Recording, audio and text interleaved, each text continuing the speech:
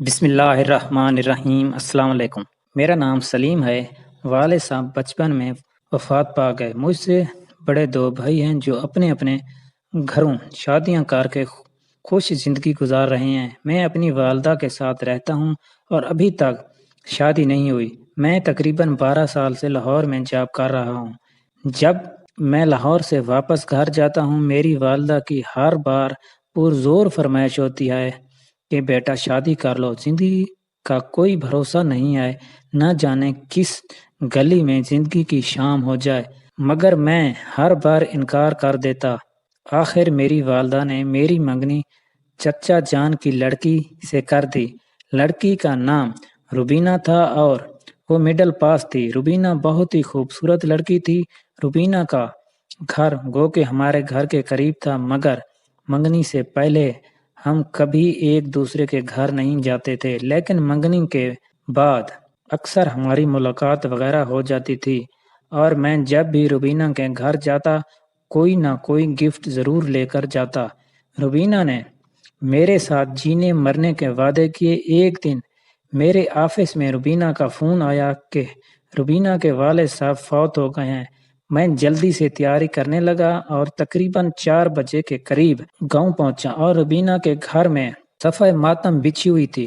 شام کو چچا جان کو دفن کر دیا گیا اور میں نے روبینہ کو بہت تسلی دی اور کہا کہ خدا کو جو منظور ہوتا ہے وہی ہوتا ہے۔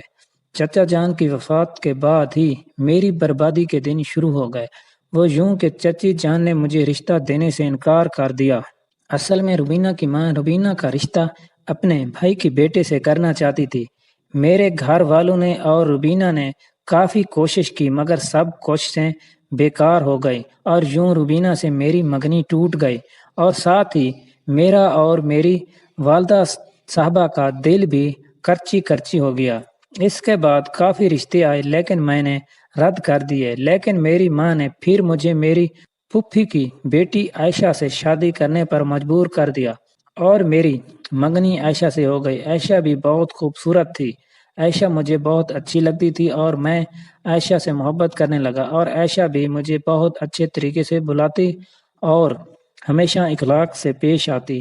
ہم دونوں نے ساتھ جینے مرنے کے وعدے کیے اور اکثر سیر و تفریح کرنے کبھی کسی پارک تو کبھی کسی پارک میں چلے جاتے تھے۔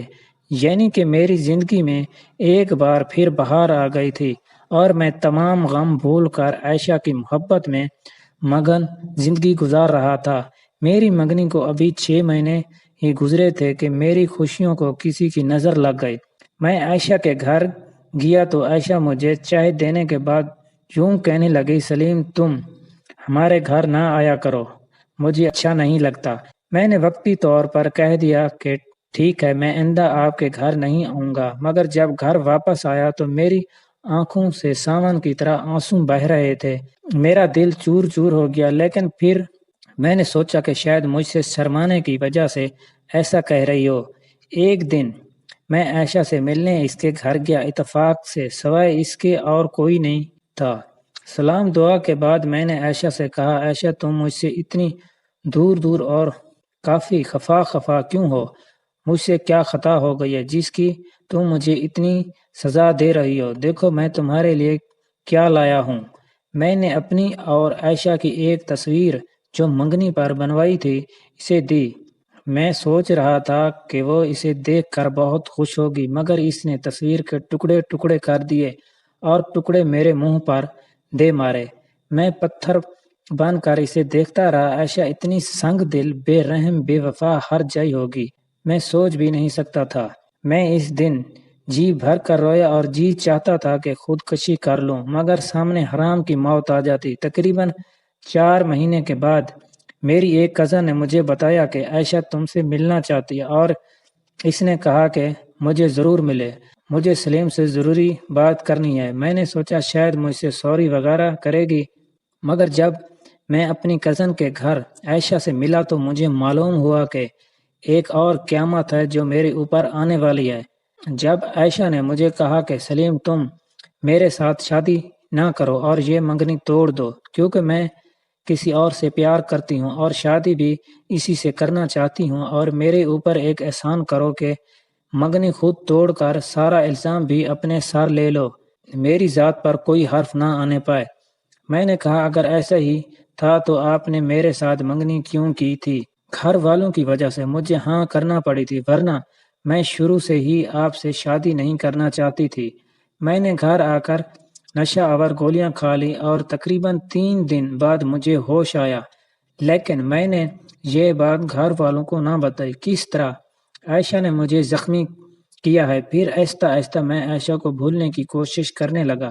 اگر کبھی اتفاق سے عائشہ بازار وغیرہ میں مل جاتی تو میں منہ دوسری طرف کر لیتا اور چپ چاپ گزر جاتا۔ ان 2 سال کے عرصے میں نے اور عائشہ نے کبھی کوئی بات نہ کی تھی۔ کبھی کبھی عائشہ ہمارے گھر بھی آ جاتی تھی، مگر میں نے اس سے کبھی بات نہیں کی تھی کیونکہ میں اس کو مکمل طور پر بھولنا چاہتا تھا۔ ایک دن میں لاہور سے واپس گاؤں آ رہا تھا۔ راستے میں مجھے ایک دوست ملا، اس نے کافی باتیں ہوتی رہی۔ اس نے پوچھا سلیم تم نے شادی نہیں کی؟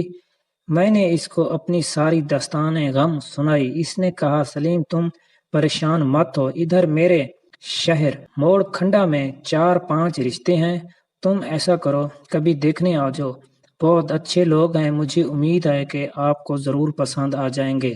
میں نے اسے کہا ٹھیک ہے، میں اگلے اتوار کو آپ سے ضرور ملوں گا۔ میں نے ایک بار پھر سوچا کہ شاید عائشہ کو میرا خیال آ جائے۔ میں نے عائشہ کے نام ایک بہت خوبصورت اور دکھ بھرا خط لکھا اور اسے اپنی طرف لوٹ آنے کو کہا، اور خط بہت لمبا تھا جس کی تحریر کچھ یوں تھی: چاند سے پیاری عائشہ، سلام محبت، میں آپ سے محبت کرتا ہوں اور کرتا رہوں گا۔ میری آنکھوں نے صرف تمہارے خواب دیکھے تھے، میرے دل نے صرف آپ کے لیے دھڑکنا چاہتا، میرے کان صرف آپ کی باتیں سننا چاہتے تھے، میری سانسوں میں آپ کی چاہت تھی، مگر تم نے میرا سب کچھ برباد کر دیا۔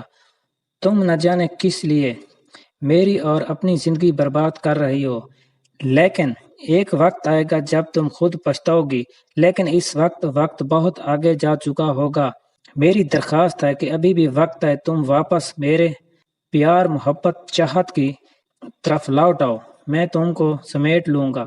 تم میری زندگی میں بہار بن کر آئی تھی اور خزاں بن گئی ہو، تم میری زندگی میں گلاب کا پھول تھی، مگر تم نے میری زندگی میں کانٹے بھر دیے ہیں۔ مجھے اتنا تو بتاؤ کہ آخر میرا قصور کیا ہے؟ یہی نہ کہ میں نے تم سے پیار کیا ہے، آپ سے شادی کرنا چاہتا ہوں، ابھی وقت ہے، واپس آ جاؤ۔ آپ کا دیوانہ سلیم۔ میرے خط کا عائشہ پر کوئی اثر نہ ہوا اور اس نے کہا کہ تم یہ منگنی توڑ دو۔ میں نے کہا ٹھیک ہے، میں آپ سے منگنی توڑ دوں گا۔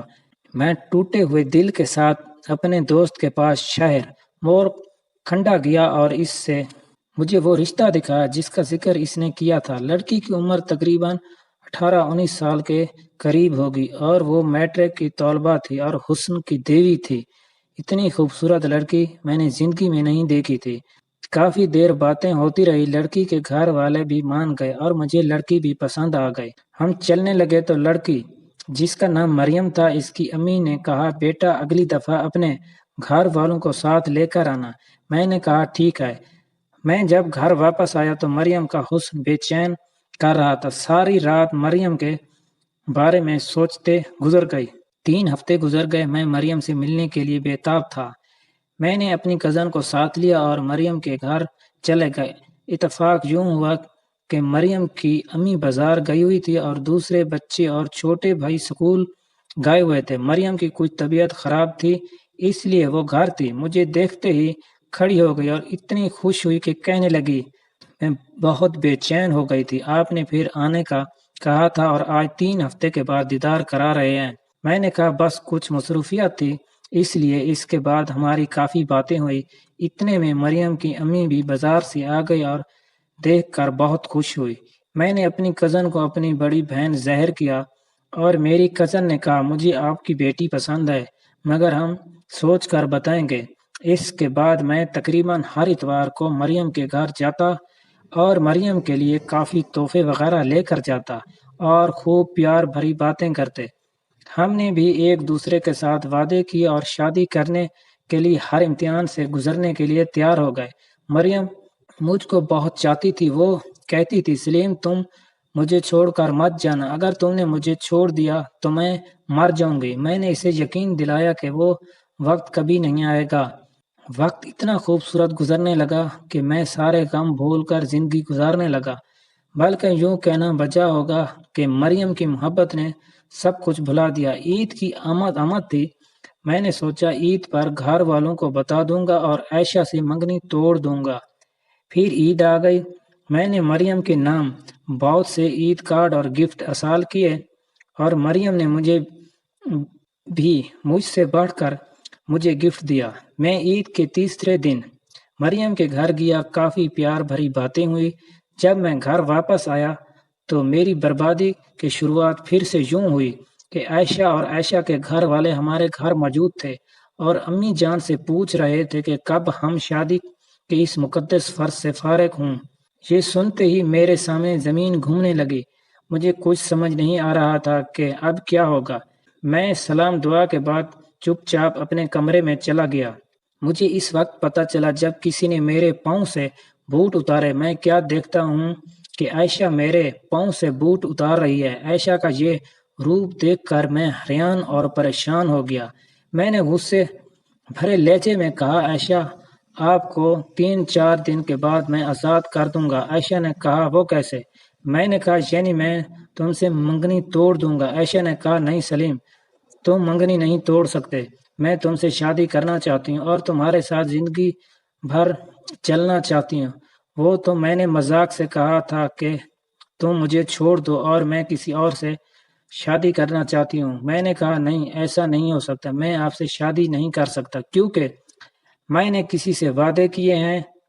میں اس کے جذبات کو قتل نہیں کر سکتا، میں اس کو اپنے ہاتھوں سے قتل نہیں کر سکتا، یہ محبت کی توہین ہوگی۔ عائشہ رونے لگی اور کہا، ٹھیک ہے۔